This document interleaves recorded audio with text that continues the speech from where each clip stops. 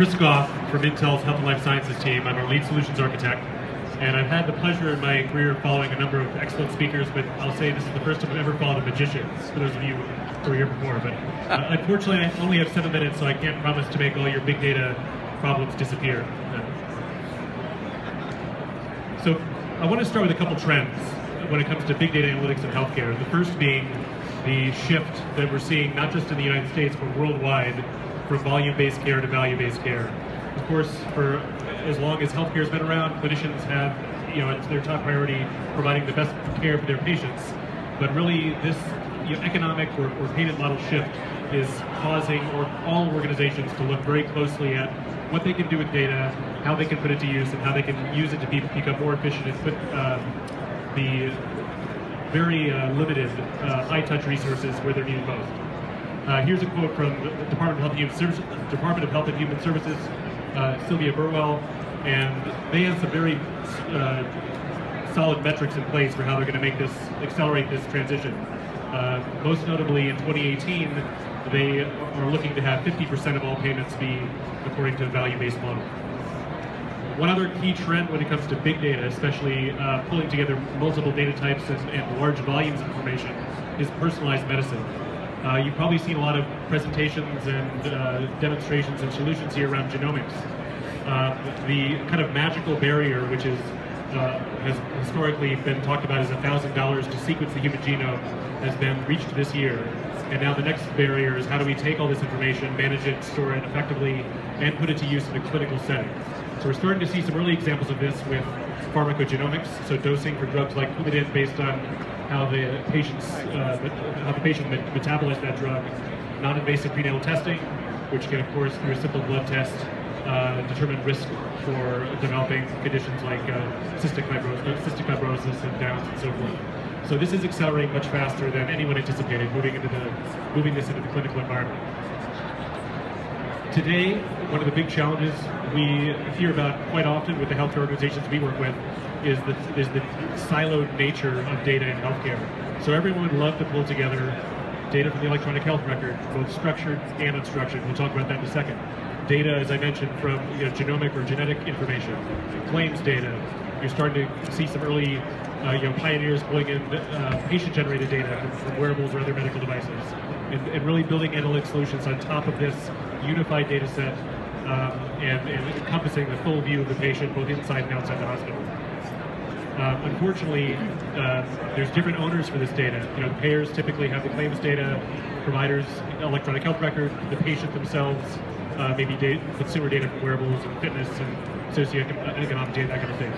Where we're trying to move to is more of a model with the patient at the center and a consolidated data repository that can pull information from all these different locations, all these different repositories, all these different data formats, and make sense of it, and do analytics on top and use that to best determine how healthcare resources should be allocated. One of the very common architecture patterns we see adopted is, you may have heard of a data lake.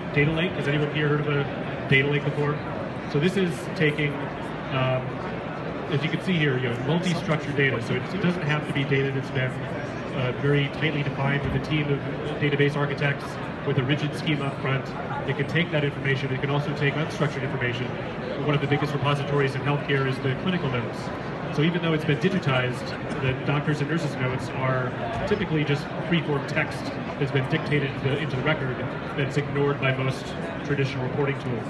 So there's sophisticated techniques like natural language processing that can, just like you talk to Siri on your smartphone or Google Voice Assistant, applying the same concepts, the same artificial intelligence algorithms to the text and pulling out that clinically relevant information and adding that to the data lake that you can do analytics on. I wanted to end with a real-world example of an organization that has put this to use. Montefiore, based in New York, is the health system that's putting this together. Intel is working with them very closely, along with our excellent partners Cisco and Franz, who has a graph analytics solution that can do an excellent job in taking the complex concepts of healthcare, the number of different ontologies, data from a number of different repositories, and with graph analytics, determining how these concepts relate to each other, uncovering connections that clinicians and data scientists never knew existed. So this solution, some of the challenges I talked about already were present up front.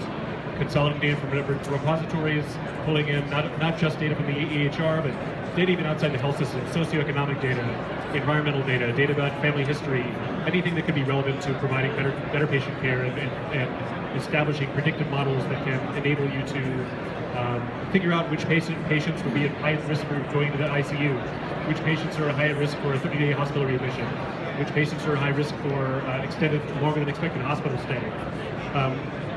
By combining the graph analytics, which allows an organization to describe and make these complex concepts and build on this with a very flexible, very agile approach. Underlying this is a big data architecture that adds the scale. So that's where a framework like Hadoop comes in, where you have a cluster of servers that can be easily scaled. Just adding more to the cluster, the solution automatically scales. And so you can see here that Montefiore has brought their clinical expertise and their expertise in this area. AllegroGraph with the graph analytics, Cloudera Hadoop on HDFS, and Spark in-memory processing for streaming data. Cisco, UCS, and Intel all came together to make this proof of concept come to life. It's progressing as we speak. So with that, thanks for paying attention, sticking through the whole 7 minutes. I'll stick around for a few minutes if anyone has any questions for me, and I'll get in trouble if I don't remind you to come over here and collect your free T-shirt, since we all know that's why you stuck it through the end. So, so thanks everyone, appreciate it. Thank you. Very good.